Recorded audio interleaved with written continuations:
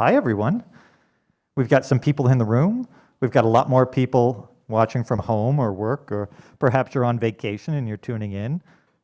So we're going to get started. Welcome. For the next 50 minutes, we're going to shine a spotlight on SchoolsPlus. What is SchoolsPlus? What does it do? How does it work? And what can their experience tell us about digital inclusion's impact on education, youth, and families? So before we begin, some housekeeping. This is a hybrid event with a number of people here in person, many more online. We'll be giving away a door prize during this session and every session today. So it's a $250 gift card to Orchard, Canada's largest refurbisher of mobile devices. If you're watching online, you're already entered for a chance to win. And if you're here in person, it's the QR codes on the table. You can pass that around, scan to register for the door prize. You'll also see a QR code for our feedback. Now, let's meet our guests. We'll start with our in-person guests. Stacy, would you please start by introducing yourself? Who are you, and what do you do? Sure. Hi, everyone. My name is Stacy McRae, and I'm the Director of SchoolsPlus and Integrated Services at the Department of Education and Early Childhood Development.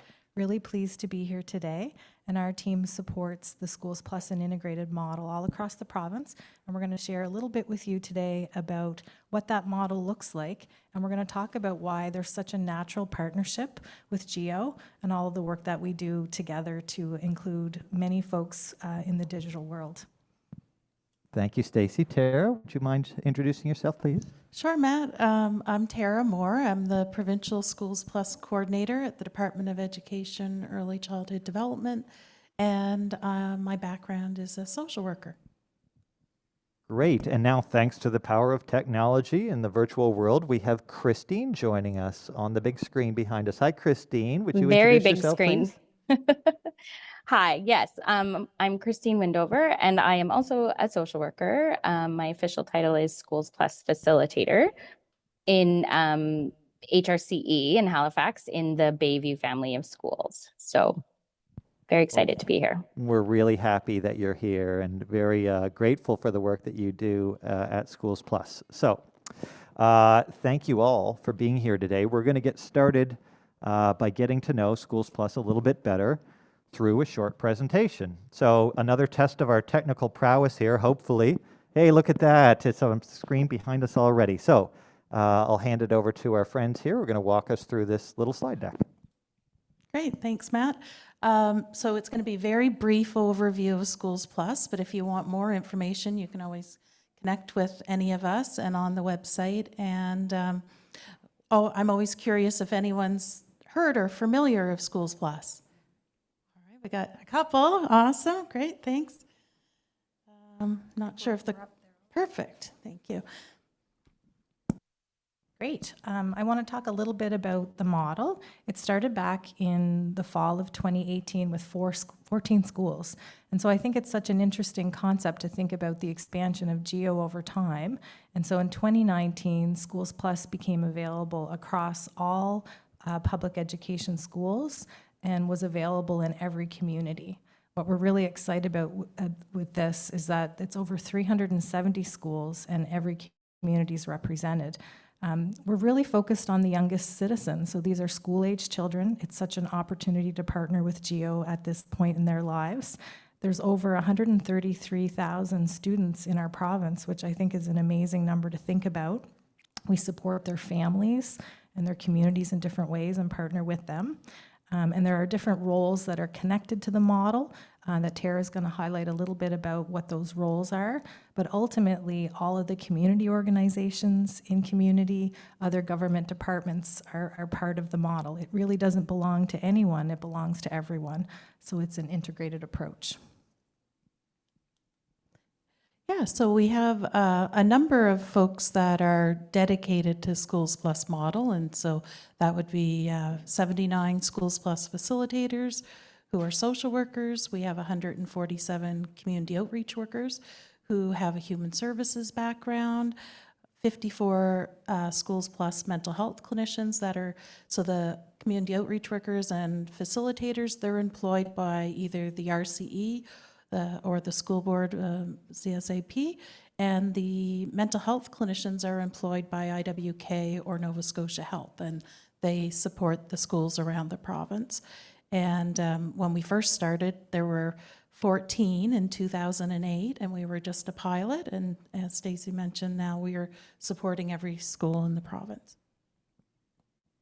And we also have regional advisory committees that are a big piece of our SchoolsPlus model.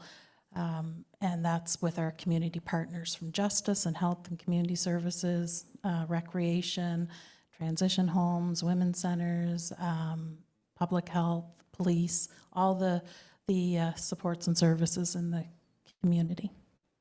Great. So a little bit more about SchoolsPlus. And again, I think this is why it's such a great partnership, because our teams are really present in all of the communities. When you think about what's physically present across Nova Scotia, it is schools. Schools are there. They're connected in different ways. And we're so pleased to have that reach. And I think it's helped with our partnership. Really, what is the model? We're really talking about many things that we heard about this morning. It's about collaboration. It's about being strategic with our current resources, really coordinating the kind of supports that we're able to provide. Schools are the center of service delivery in many places, so it's about bringing services in, making those connections earlier so parents and caregivers, families and communities know what's available to them and they're able to access those resources. Again, it's really centering the needs of the community, so it can look a bit different, and I think that's a really exciting piece about it. It doesn't look the same everywhere, so communities come together and they see these are the things that we're doing well, these are some of the gaps, how can we solve them together? And so they respond and find ways to address things locally. It doesn't always look the same, it's flexible, and certainly we knew there was a digital need before the pandemic. We talked about that this morning, but certainly, connecting with GEO was very important to us. We had just expanded across the whole province at the time we made those connections with GEO. We're going to hear a little bit about that, and we were so delighted to be able to partner, and it made our work more possible in the communities.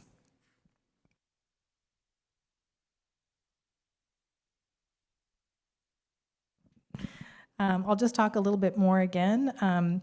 It's really about early identification for us as well. I think that's what's really key and important. How soon can we get young people connected to the kind of resources they need? We want to be preventative and proactive in so many ways.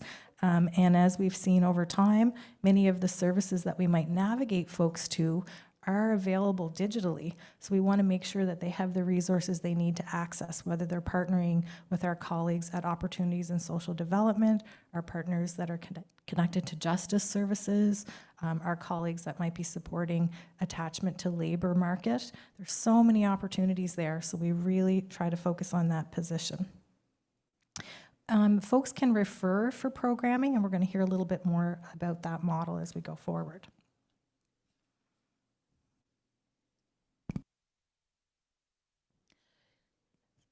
So we often refer to SchoolsPlus as a wraparound approach or an integrated service delivery approach, and it's human-centered and that the student and the family are at the center, and we want all of us who are different service providers and community agencies and to wrap around supports to the student and family and think of what we're offering as services, think about how it's going to impact them. And that's essentially what the wraparound model is how do we support students and families where they're at and what they're identifying as needs.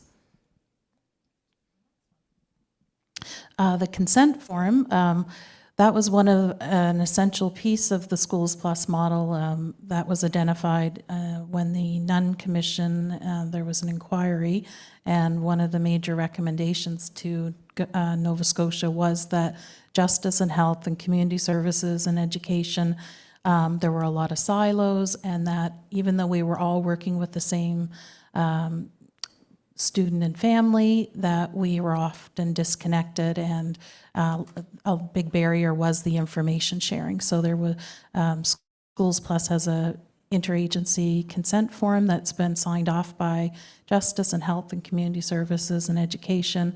It replaces the need for everyone to sign each of those consent forms, and we're able to exchange information and be very quick with the services that we can provide.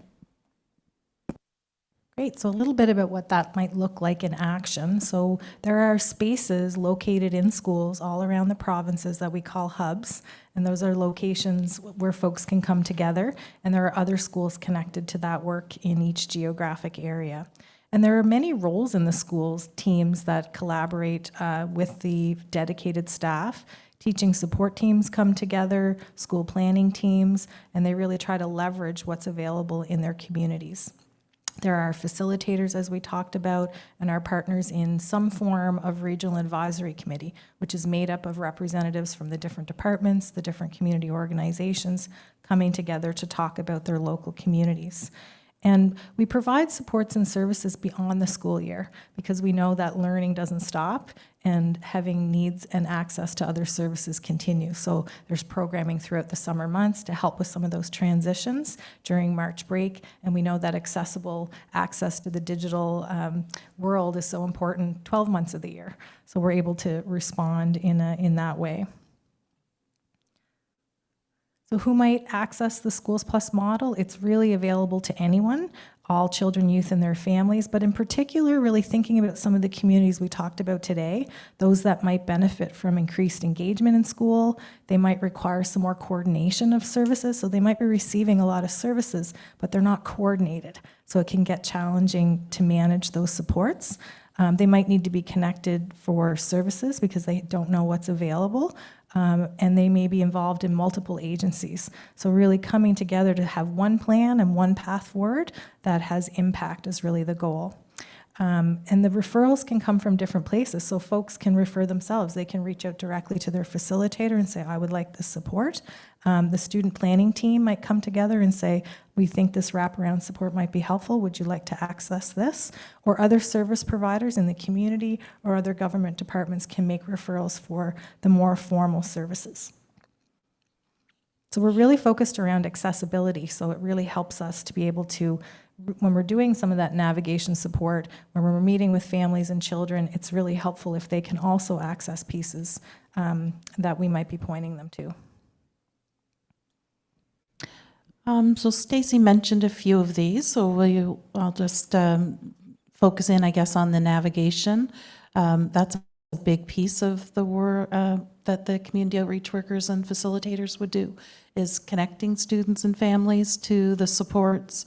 They're out in the community and they may not be familiar with, or there may be a barrier to them accessing those services, whether it's transportation or digital or just not understanding which place to go to, and sometimes the trust. So having a relationship with someone and doing that warm handover or introduction. And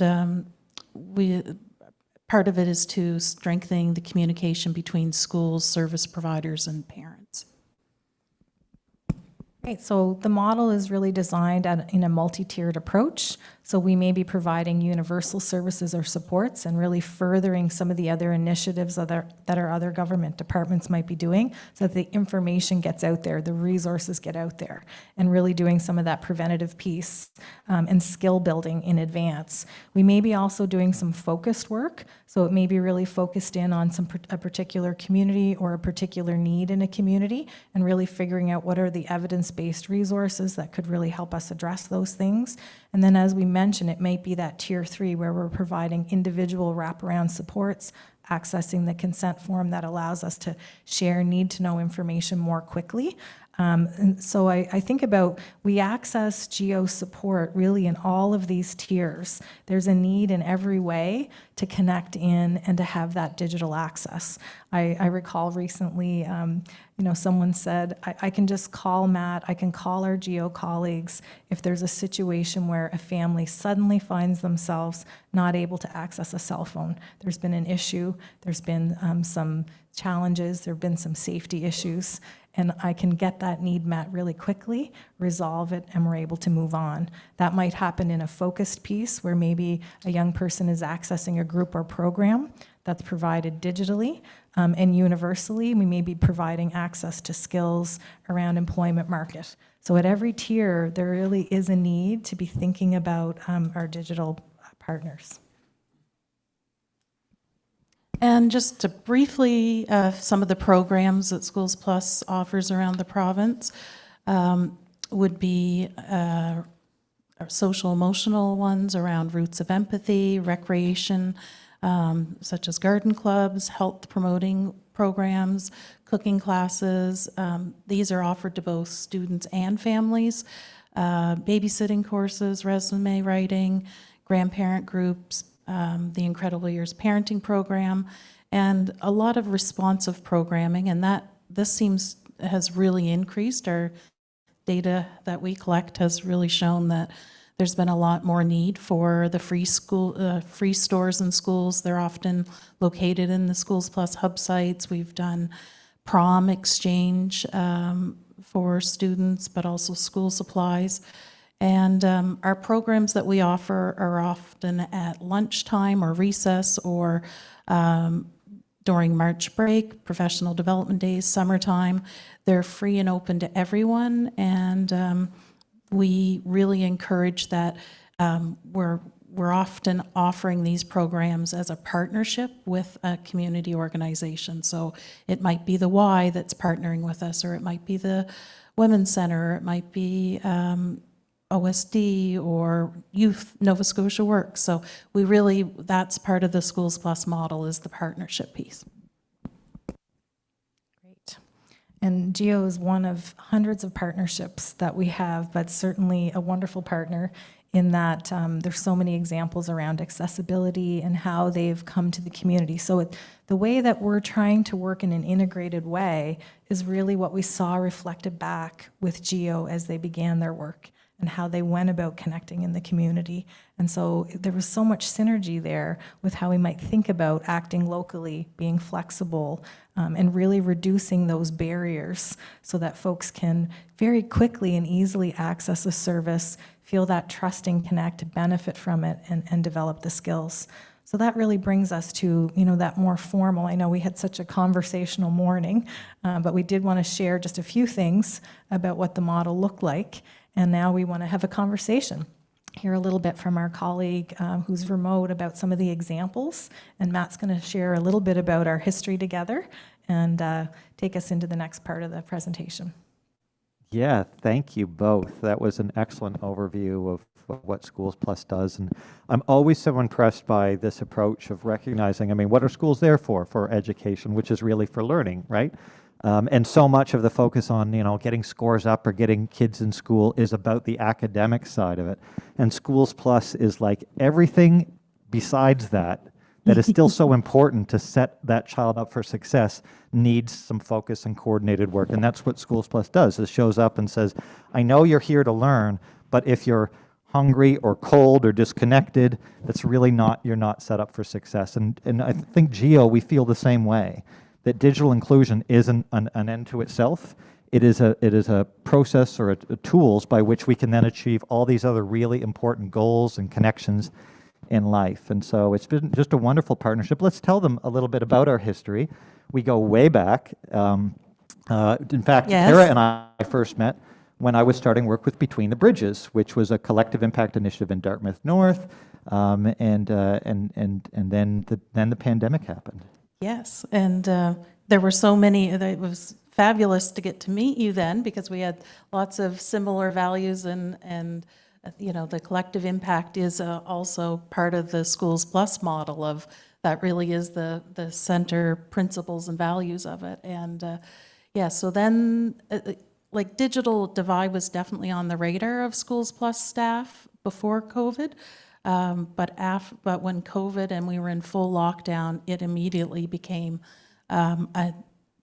everyone was aware. We didn't have to be telling people as much. It seemed the whole world now realized that there was a major digital divide, and things went on to online learning right away. And if everyone remembers, in the beginning, we were so scared of even delivering groceries. So our staff, even though Other staff were working from home. Our staff were working from home too, but they were actually delivering things to homes and doorsteps. And one of them was sometimes devices, or it was groceries or grocery cards and things like that. And it became really clear of how many people didn't either have the devices, didn't have the internet connection because of how rural they were living, that didn't have the access, and also some of it was skills. So that became a need too that was perfect fit with GEO. I would just add too that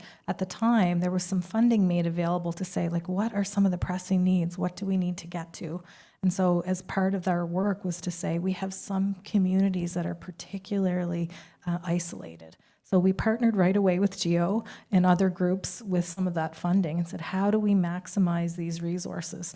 And so in particular, we partnered with the Youth Project for those young people who identified as 2S LGBTQIA, who might really feel disconnected to communities and those they might identify with.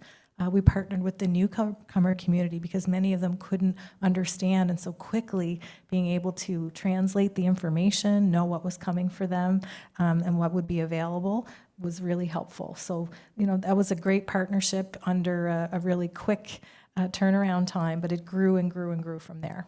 Yeah, this is back when it wasn't even GEO Nova Scotia. It was the GEO project after our first year, and we were trying to figure out, where to go from here. And there was this idea of expanding the model and trying it out, and it was SchoolsPlus funding. That was some of our earliest seed funding that wasn't kind of locally raised at a small level. It helped us reach across the province, and SchoolsPlus has just been integral as well, because as they said, they're geographically everywhere. They're a way to kind of reach into every community and find families in need. And at that point, it's not just about that student success or what's happening in school, right? It's a conduit to a family, a household that could have a multitude of needs, and making sure that they can be connected and access programs, services, information, and each other. And let's not discount the importance of social connection and connecting to family and friends, for which digital inclusion is a big part too. So we've just been so thrilled with the partnership. I've got some stats for you just to give you a sense of how strong and how big this partnership has been over the last, let's say 4 years. In that time, through SchoolsPlus referrals, GEO Nova Scotia and SchoolsPlus have distributed, as of this morning, 818 Chromebooks, new Chromebooks with headsets to kids who wouldn't otherwise have them. And several of those, I think 30 or 40 of them are French Chromebooks, and even one of them we special ordered, it was a touch screen for a particular student. So we like to be presented with unique needs. We've distributed, since we introduced the GEO mobile options last summer, 179 smartphones, including a 12-month phone plan to children and families who need it. We've also connected over 280 households to the internet with high-speed internet at no cost of their own for these families. We've distributed 114 iPads, and many of those have been, more than half have included what we call an AAC app, the alternative communication applications like Proloquo Go and TD Snap, which are very expensive if you're to buy them on your own, but they're the tools that these kids, especially nonverbal children and others with different disabilities, are using to learn to communicate in school, and now they have that iPad and that app at home as well. And we've also distributed a half dozen laptops, which are often for a parent for employment needs, which can really transform the life of that student and family. And we've even worked with SchoolsPlus to pilot the mobile hotspots that we've been playing with all year to try to find another way to provide quick remote connectivity wherever somebody is. Matt might say to us, we have an idea. Can we try it out? And so we have 4 regional coordinators who support each of the zones around the province, and they're very connected with all of their counterparts in the other departments, within the education sector, and they really understand the trends that are happening locally. So when there's an opportunity to try something out, we can usually match it quickly to say this might be a way to test it. Does it work? And so that innovation and responsiveness, I think, is also a great part of the partnership that we can broker.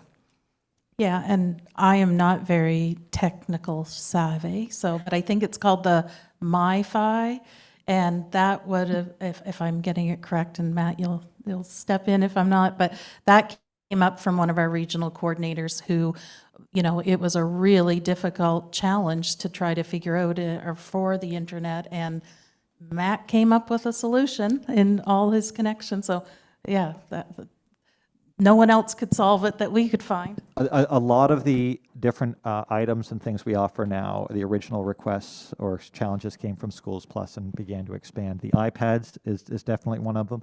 The MiFi unit was a family displaced by fire. So their house is burned down, they're living in a trailer, and their kids enrolled in school, and they've lost their internet connection. How can you can't hook up high-speed internet to a trailer, right? So how could, and so it was this MiFi, this portable hotspot technology that existed but wasn't really designed for that sort of piece, and it was actually through a local IT firm, Data Guide Technologies, that has developed that technology in a way that can be deployed very successfully, and we're expanding that right now. So it's been really great. I want to bring in Kristine now, who's been nodding and smiling patiently for quite a while. I have rural schools, so I like hearing about this. Yeah, so let's talk about that. Kristine, what kind of, I should ask, were you in this role before COVID, before GEO? No, interesting. I was going to kind of lead in with that because I worked different frontline social work, also not from home, during the lockdown periods of COVID. I actually had been working in the school in a different capacity and started the new job 1 week before COVID lockdown started. So it was like, welcome back to social work. But yeah, so I came in February of 2023. So it was still new, like we didn't have iPads yet with COVID. So I have, experienced some of the expansion piece, but I thought, yeah, like I was asked to maybe share some specific examples. I don't know if you want me to do that now, but yeah, sure. Just detailing more of the like where it's grown to help families since COVID. And so I sort of just broke it up by each type that I have helped families access. And as Stacy and Tara were saying, we're doing wraparound services, and we're often helping families that are struggling financially and are making choices between buying groceries or paying rent. And we're supporting them with so many things, and like food security, recreation, all those things that they mentioned. So the partnership with GEO has been really helpful because of various reasons. But when it comes to the financial security, that ability to take something off their plate so that we can look at other ways to support in other areas. But also for families, it's really important to them to have that independence and dignity. I think all of the families that I work with are working. They just, it's not enough to cover everything. And so, and many of them don't want their children to know that they're getting support from us. So the ability for them, if it matters to them, to go buy groceries, but we can help them in other ways with the costs, has been really, really beneficial for many of our families. With the Chromebooks, like we said, it's more than just education. That is a big part of education outside of learning at home during COVID, especially in the older grades. And I work in a middle school and a high school. So, but other things that we have helped families connect for is virtual counseling, when that is easier access from rural students. If they're not connected to our school-based mental health clinician for whatever reason, having the Chromebook to be able to access that service that Health is now offering. Another mom, her employer was supportive of her doing necessary training from home so that she could be providing the after-school care to her kids, but needed a computer in order to do that. Tutoring services, there's amazing online free tutoring offered through Halifax Helpers, so the ability to make sure that the families are connected for that. And we even helped another youth. Dad was able to get him access to online first aid training for his own summer employment. So asked us about help for that. So that's some stuff with the Chromebooks outside of education reasons. And I sort of covered the internet piece because that just ties into the freeing up resources for for other things. But I have actually helped quite a bit with the iPads, and the examples, and it's in more than one family. So often one parent can't work and has to make the choice to stay home because of the intensive therapies and services that are being offered for their child, or struggles with accessing appropriate after school care. So the choice needs to be made that one stays home, which then creates those financial struggles. And working with GEO, I mean, the ease of it, the timeliness of it, the support is always very quick for us as referral agents. If there's anything that goes wrong or a cord isn't working, like, we just have to email and they are on it really quickly, which is really makes our job easy. But the ability to, the partnership trusting our social work needs assessment for their current situation for a family and not basing it on last year's tax assessment is huge. And that's for various reasons, but because of our ability to look at all of the barriers and financial stresses going on currently. And I mean, it's life-changing for a child to be able to communicate at school and at home with their family with this technology. So yeah. Wow, thank you for all of that. It's, lovely to hear. I remember when the call came in for the first iPad, I think it was Rosie over in Halifax, and describing a single mother on social assistance with a child with a profound autism who was nonverbal and was learning to communicate in school with this technology. And when she described the fact that this child was then going home and didn't have that technology at home, it broke my heart. I've got 3 children on the spectrum. We are one of those families that couldn't send two parents simultaneously out into the work world.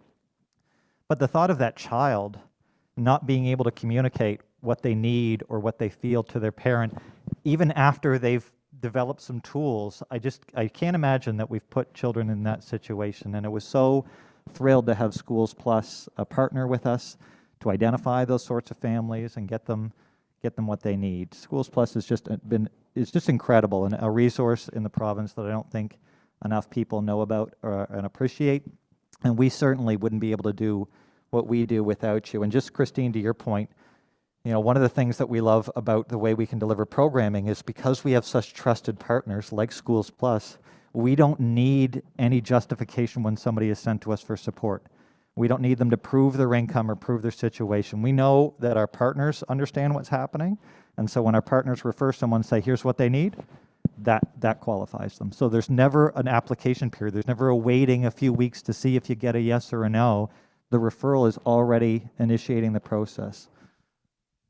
I had a chance to talk to Odell Downey during the break today. Othel. And Othel is one of your employees, Matt, and it was so wonderful to speak with him. He's one of 5 of the folks who work on the digital champion work. And so we feel so comfortable making the referrals because we know when the reach out comes, families are going to be treated with kindness. They may see someone who looks like them. We know that there's lots of conversations in this partnership around accessibility. We know that, Othel understands maybe it's going to be an apartment. Maybe it will be a private home. We don't know, and we're going to navigate that. So there is that really important piece that the services are really reflective of the community. Matt and his team have really thought about how do we show up in a way that feels comfortable, that we build trust right away. And Othel and I talked a little bit about that digital champion work. We know that there are sometimes we work with communities where grandparents are really providing care. They've leaned in and they're supporting their grandchildren. And so helping those carers really understand the digital world and really build up those skills, for example, so that they can do that in a really positive way. Maybe it's a community that are newcomers to our country, and so they haven't had access in the same way, and so really making sure that they can navigate what's available through the public education system. Our team, we do a lot of driving. There's a lot of driving. We're very present in rural Nova Scotia, but it's relevant even in our urban centers. And so this work really helps those teams and all of the partners around those regional advisory committees so that people can make the use of those digital services. They can be more independent. They can build up those skills. So it frees our time up to do that really great work at those multi-tiers that we talked about. So there's so many benefits, and I know Minister Balzer talked about that. We talked about it at the panel. There's so many positive outcomes when we can solve that digital divide. It just helps us do our work. I think Tara has a few more examples, because we had reach outs from our team all around the province. Use this example. We really appreciate GEO. And she's going to share a couple more. I don't know how much time we have. I just wanted to time check. We'll do a few more minutes, and then we'll go to questions. All right, so yeah, so these are some examples. Some are quotes and some I've just summarized, but they're from all around the province, from Sydney to Guysborough to Yarmouth to everywhere in between. So one of them, the quote was, "All the devices we have received from GEO have been so supportive for students and families. This includes helping them access mental health support, job searching, being able to complete homework at home, being able to communicate with the school, and so much more. The GEO staff go out of their way to help in any way they can, and we are so lucky to have access to this program. It really changes lives." We also have many families that have a lot of people that are living in the home. And so they may actually have one device or have internet access, but one device is not enough if you have multiple generations and multiple people living in the home. So getting access to a laptop has been really critical in making a difference in a lot of families. It's also been, in other places, it's been very helpful to, so sometimes it's a child that has moved, either they're a child in care or for some other situation, and staying in touch with siblings or grandparents. So maybe they're not living even in the same area anymore, and this is vital to them staying connected to their family, even though they're not in the same home with them anymore. Cell phones, that has been fabulous as well, because prior to GEO, this has been an issue around safety issues when we're working with older teens that may be in gender-based violence relationships, or we're worried that there's risk of that. We have worked with the transition homes and the police in the past to try to get refurbished phones, but they have a lot of, they're working with a lot of folks too and need those, so it's been easy for us to reach out for GEO for that as well. Also, different things such as, well, I'll read another one. So GEO has been life-changing for many students and families, but one of the biggest wins is we are seeing improved safety for youth who are facing barriers like poverty, precarious housing, addictions that are in the home. They are able to access services, reach out to their supports, and connect with help. It has been vital for SchoolsPlus to keep in contact with these students because sometimes they aren't coming to school regularly, and if we don't have a way to text them or to stay in contact, that increases risk. Then we're able to help them navigate and access the services that are out there in the community with all our community partners. Even things like 211 is a fabulous resource of all the different things, but if you don't have a device, really, it's or a phone, how do you find the navigation services to that? One other is around that we heard a lot this summer was many of our SchoolsPlus staff are working with newcomer families, and they're working. Summertime is a great time to increase their skills in English as a second language for them, or French as a second language for them. And having a device, they can work on that, and with the translation too. So another thing is, when many of the students and families that we're working with, it's challenging when their first language isn't English or French, and so using the device to even communicate is helpful. Thank you so much. Those are wonderful stories and some good examples about how digital inclusion shows up differently for different people. We're going to see if there's any questions in the audience or online, but first just want to remind the people in the room that there are QR codes on each of these tables. One of them is what you're going to need to scan to be entered for our door prize, and the other is our feedback form. So we really encourage you to take advantage of that. Is there any questions coming in on the Zoom call or here in the room? Yes.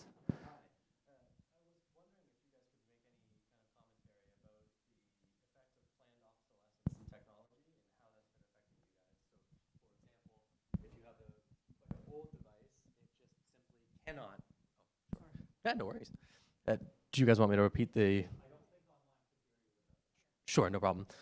So the question is, what has the effect of planned obsolescence been on your area of work? In particular, how would it affect your ability to actually provide devices and so on if really old devices are just simply not able to run the kind of software that is required to be secure and actually run modern applications? Yeah, I can start. Maybe a quick comment on that. I think as folks talked about today, folks are making choices about how to spend their dollars. And so you can imagine folks that might have a device would hang on to that longer. You know, probably in some of the communities that we might be supporting, that would be an issue. We didn't talk a lot about, but you know, I just want to mention young people who are transitioning off to post-secondary. It's another group that we're really excited to be supporting through this partnership so that they're prepared, they have a device and they're ready to go. They're not going to want to take their family's device, perhaps. It might not be, as you mentioned, up to date and able to navigate that transition. So those are two ways we would be thinking about it. Any other comments? So before I forget, because one of the quotes we also got was around post-secondary. So two youth in particular, after working with SchoolsPlus and through the support of GEO, they have this year gotten into the trade school at the NSCC. So I did want to promote that there really is a strong connection with employment in that. And so there's so many barriers if you don't have access to devices. Like before GEO and before having folks able to have their own devices, we would often run a session with the student loans people. They'd come to our SchoolsPlus hub site, and it doesn't mean we won't still do those in person, but we'd help people fill out applications because they didn't have the device or the digital technology of even getting through all those forms and that became a barrier to them going to post-secondary because of the all of the things that they had to do to get access. But around the technology that's getting older, and I think is it Windows that was coming to an end this month or something like that. I know my mother was worried because she still has it, and I think that's going to be a big barrier. You know, that's a new barrier, but by having GEO, I feel a little less worried about it, that when that comes up, as long as GEO's getting enough funding and support, that they can keep. I know the demand is getting higher and higher, so that is one of the things. Yeah, and just specifically on how our approach and recognizing that devices are not a one and done thing either, right? A device will do you until it no longer is suitable. So in our very first year, in 2020, when we were a tiny little project scraping ourselves together, it was refurbished desktop computers that we're buying. We had to go out afterwards and buy webcams for them, right? Because who needed a webcam before 2020? And if you did, I think I'd be curious about what your career options were. Anyway, but obviously those devices don't have a long shelf life. And so once we were able to secure the kind of funding partnerships that we needed to scale up, we immediately moved to brand new devices. The HP Chromebooks that we provide are the same kind that the school buys for themselves. So we try to give them as long a runway as possible. But we are, you know, there is uptake and upkeep that's going to be needed on devices. So it's a good point. You know, we think about the monthly connectivity bill, and we talked this morning about how skills is something that's ongoing. But sometimes we think about devices as the purchase has been made, the problem has been solved, and that's certainly not the case. I appreciate the question. Can I just add one Please, thing yeah, we'll go to that? Kristine, and then we'll get the mic back, Sure. and then Ernie has a question too. I just wanted to say, like, and this is, you know, social work resourcefulness and what we do in SchoolsPlus. Like, one of the things that we do now with the Chromebooks, for example, I can't remember if it was Stacy or Tara that mentioned large families with multi-generations living in the home. So when there are multiple children, I make a judgment call to only get one Chromebook, and they share it because when that one becomes outdated, then we can apply in a different child's name for as they get into the older grades. So that's just one way that we've worked around it. But I hear what you're saying, in that, you know, technology is always advancing, and yeah. Certainly. And just one final comment about what you had said, Tara, which is the end of Windows 10. And I'm deeply involved in this world, as you might imagine. I work as a data scientist, so I live this every day. And Windows 10 is absolutely expected to be the largest e-waste event in history as a result of the increased requirements on computers to run Windows 11. So this is not something that is, I'm not saying that this is something that you guys could even remotely control. I just wanted to see what your current actions or plans are for that world, because it's coming whether we like it or not as a result of the actions of Microsoft. There are alternatives, of course, but those are not nearly as accessible, right? So the kind of options available on something like Mac OS or Windows are very different to other operating systems that could breathe new life into these devices, such as Chrome OS or Chromium OS as well. Those are definitely great options, so I certainly understand why you went with the Chromebook option. Thank you.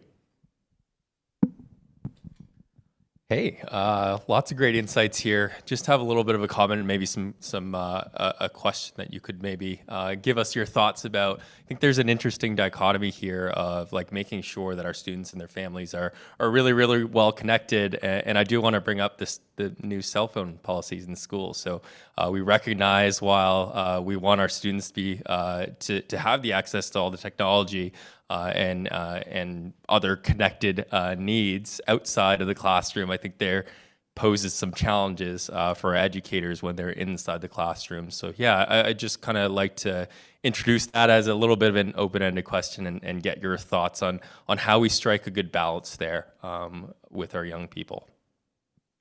I think that's a really good question, and I was wondering how we might weave that in today, so thank you for bringing that up. We've had conversations about, we provide a lot of information to families, and some of that is around digital safety. And so we have a partnership at the Department of Education with Kids in the Know, which is the Canadian Centre for Child Protection. And they have so many great resources to really help us think about how we protect young people in the digital age, because they are our youngest citizens, and they have some vulnerabilities because of their age. And so we want to be thinking about that. We want to be thinking about that balance of belonging and connection through the digital world, but also the time to learn and to be able to focus.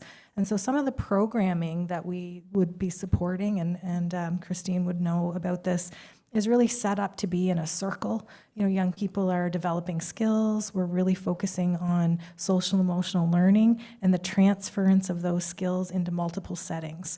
And thinking about that around labor market attachment and getting ready for that transition to post-secondary. So we're building in lots of ways that we're doing that. We're hearing good things, I think, you know, about that policy around the cell phone use at school, but that is a balance. I think we're getting a time notice.